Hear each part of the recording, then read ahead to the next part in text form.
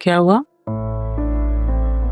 कुछ नहीं, बस सामान लेने के लिए आई थी अपना, राह मिली मुझे। क्या जरूरत थी? जरूरत थी मामा। मैं उससे पूछना चाहती थी, जानना चाहती थी कि उसने ये सब कुछ क्यों किया है।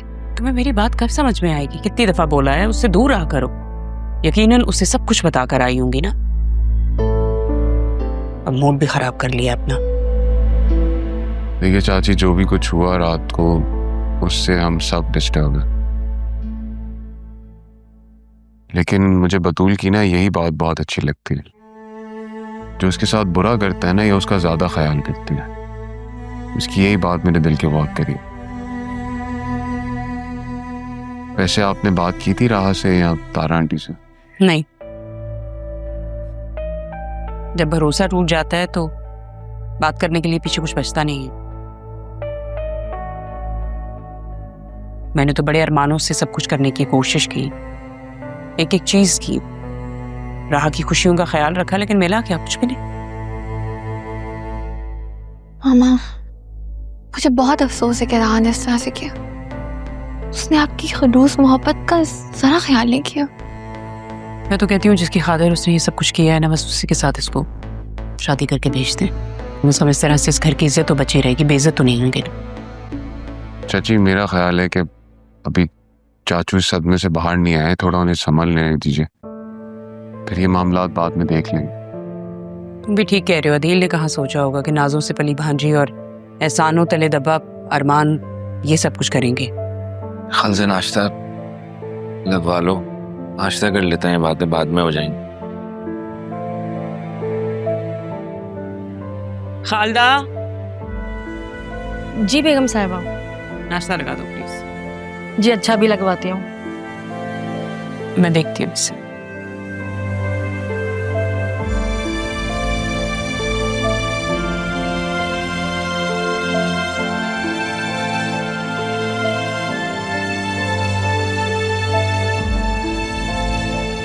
ठीक है।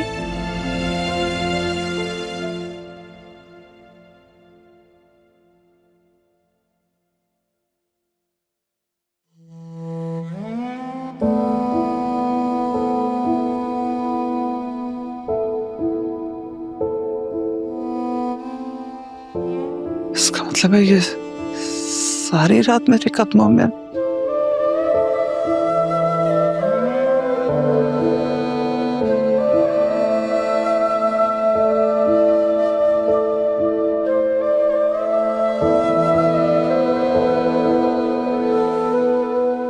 अरमान,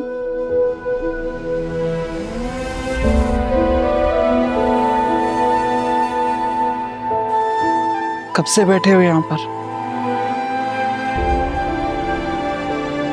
जब से मेरी जन्नत मुझसे रूठ गई। अपनी जन्नत को तो मना लोगे, लेकिन जो जिंदगी को जहन्नुम कर बैठे उसका क्या?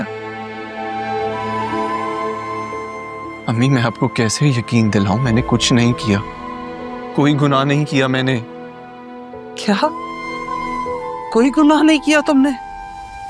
एक जीती जागती लड़की की जिंदगी को तुमने दागदार कर दिया और तुम कहते हो मैंने गुनाह नहीं किया? मेरी सारी जिंदगी की रियाजत पे पानी फेर दी। और तारा, जिसे तुम मुर्शिद मानते हो, उसके बारे में सोचा तुमने?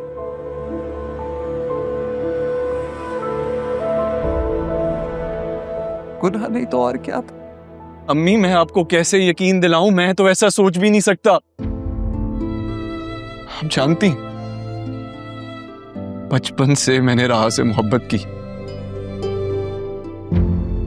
उसकी इज्जत पे कैसे दाग आने दे सकता हूँ मम्मी? मैं तो शुक्र कर रहा हूं मैं वहां था, वरना इस वक्त वो कहां होती किसी को पता ना होता। मैं सिर्फ अपनी जिम्मेदारी का बोझ उतारने के लिए वहां गया था। मानता हूं अकेले रह जाने का दर्द बर्दाश्त नहीं कर पा रहा था, लेकिन क्या इतना हक भी नहीं है मेरा अम्मी कि अपनी मोहब्बत को एक आखिरी बार नजर भर के देख लूं? नहीं, बिल्कुल भी नहीं। कोई हक हासिल नहीं था तुम्हें।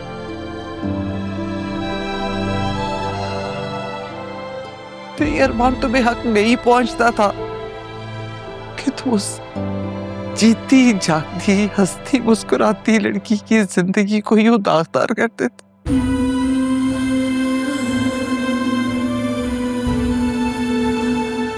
तुमने तो मुझसे वादा किया था ना कि मुझे लोगों की नजरों के सामने शर्मिंदा नहीं करो। अरे तुमने तो मुझे खुद से नजरें मिलाने के काबिल नहीं छोड़ा। तारा से मैं कभी नजरें नहीं मिला पाऊंगी। तुम्हें क्या पता मैं किस अजियत में हूं इस वक्त, और तुम मुझसे अपने हक की बात कर रहे हो। ये क्या कह रही हैं आप? आपको तो अपने बेटे पर एतमाद था, अंधा यकीन था, फिर ये बेयकीनी क्यों?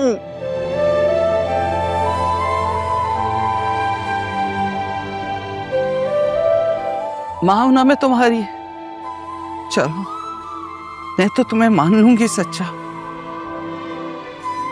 लेकिन दुनिया को कैसे साबित करोगे? ये नहीं मानेगी तुम्हें सच्चा। मैं करूंगा साबित, मैं दिलाऊंगा सबको यकीन। बस कुछ वक्त चाहिए मुझे, क्योंकि राह की जिंदगी का तमाशा बनाने वालों को छोड़ूंगा नहीं मैं भी। देखो तो ठीक है, फिर जब साबित कर सको ना और प्रूफ ले आओ तो फिर बात करेंगे। उस दिन समझ लेना कि तुम्हारी जन्नत तुमसे राजी है।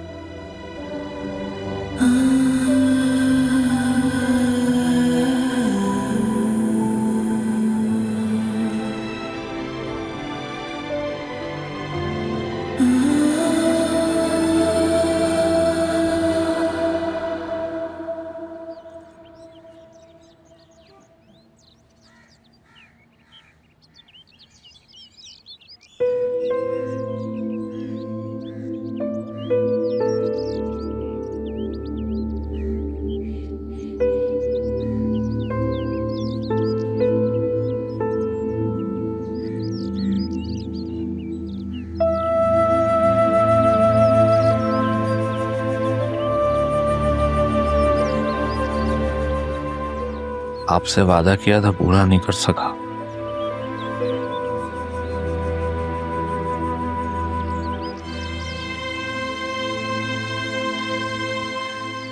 राह ने भरोसा तोड़ दिया, धोखा दे गई। जैसे आप ही ने आपका और अम्मा भी का भरोसा तोड़ा था ना, ऐसे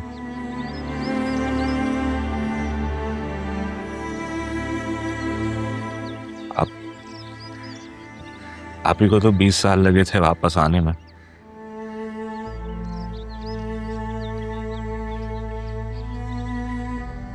राह कल ही वापस आ गए। पता है किसके साथ? मां अरमान के साथ। अरमान से हमने अपने घर में रखा,